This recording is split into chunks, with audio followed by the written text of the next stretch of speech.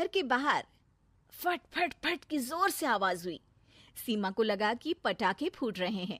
वो डर के मारे घर से बाहर निकली। देखा तो सामने योगेश यानी कि पतिदेव एक बुलेट बाइक पर बैठे हैं। अरे डर गई क्या? बाइक लेकर आया हूँ तुम्हें घुमाने के लिए। सच में? मुझे लगा पटाखे फूट रहे हैं। अरे पटाखे भी फूटेंगे और मिठाई भी बटेगी। माँ को तो बुलाओ। माँ भी बाहर आ जाती है। अरे योगेश बेटा, इतनी जल्दी आ गया? और ये गाड़ी किसकी है? साहब की है? हाँ माँ, तुम्हारा बेटा साहब से कम है क्या? मेरी ही है। अरे बेटा, इतनी बड़ी गाड़ी ले ली, इससे तो तू घोड़ा ही ले लेता। महंगी पड़ी होगी ना? माँ महंगी सस्ती छोड़ो और मिठाई लाया हूँ, गांव में बंटवा दो।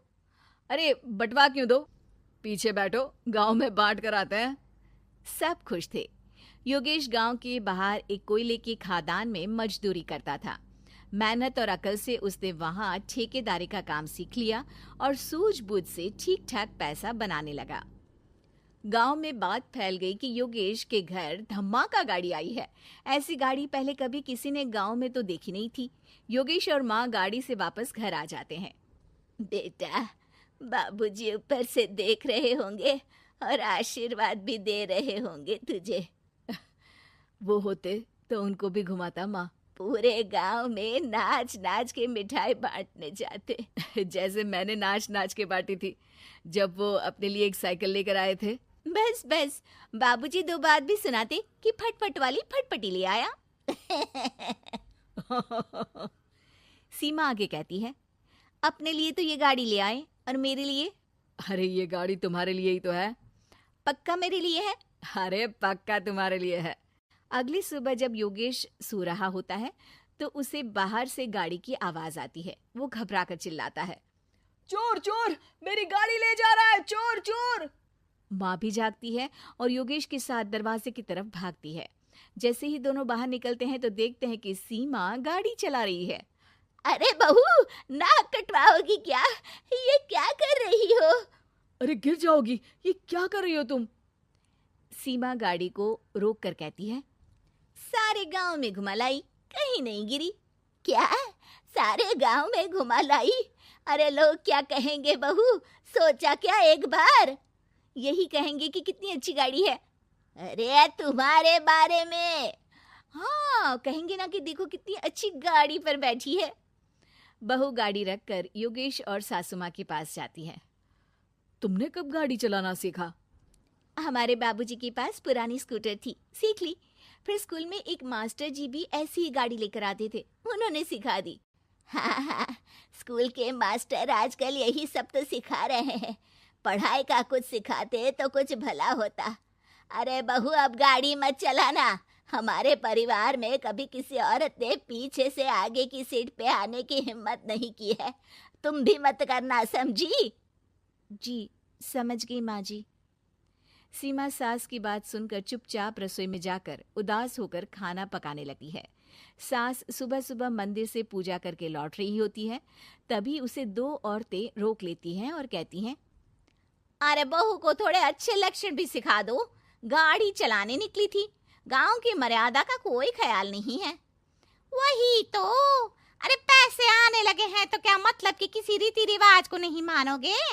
अरे समाज में रहना है तो समाज के ढंग से ही रहना पड़ता है। अरे लाज भी नहीं आई बहू को? चूल्हे चौके से निकलकर सीधे गाड़ी लेकर चौराहे चबूतरे नाप लिए, फट फट फट करते हुए। अरे कुछ कह देना उसे। अरे ये क्या कहेगी? बूढ़ी सास है, इनकी थोड़ी ना चलती होगी घर में। हाँ, बहू की ही चलती होगी, मर्जी भी और गाड़ी भी।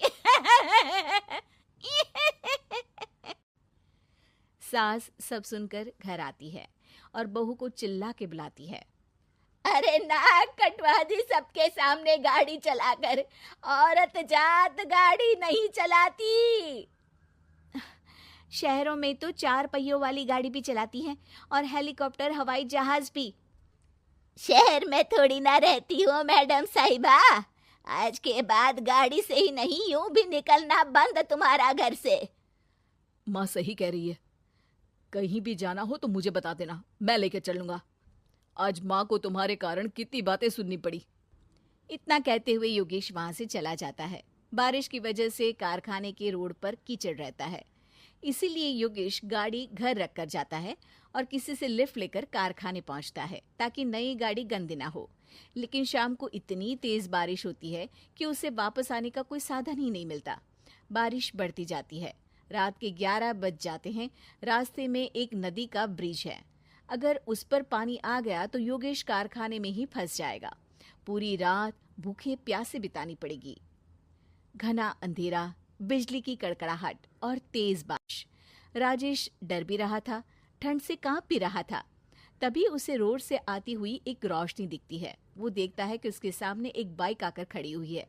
वो ऊपर वाले को धन्यवाद देकर उस बाइक वाले आदमी की तरफ बढ़ता है, पर पास जाकर देखता है तो भौचक्का रह जाता है। सीमा, तुम यहाँ इतनी बारिश में गाड़ी पर? पहले बैठो तो, नदी ब्रिज पे आ जाएगी तो जाना मुश्किल हो जाएगा। योगेश गाड़ी के पीछे बैठता है।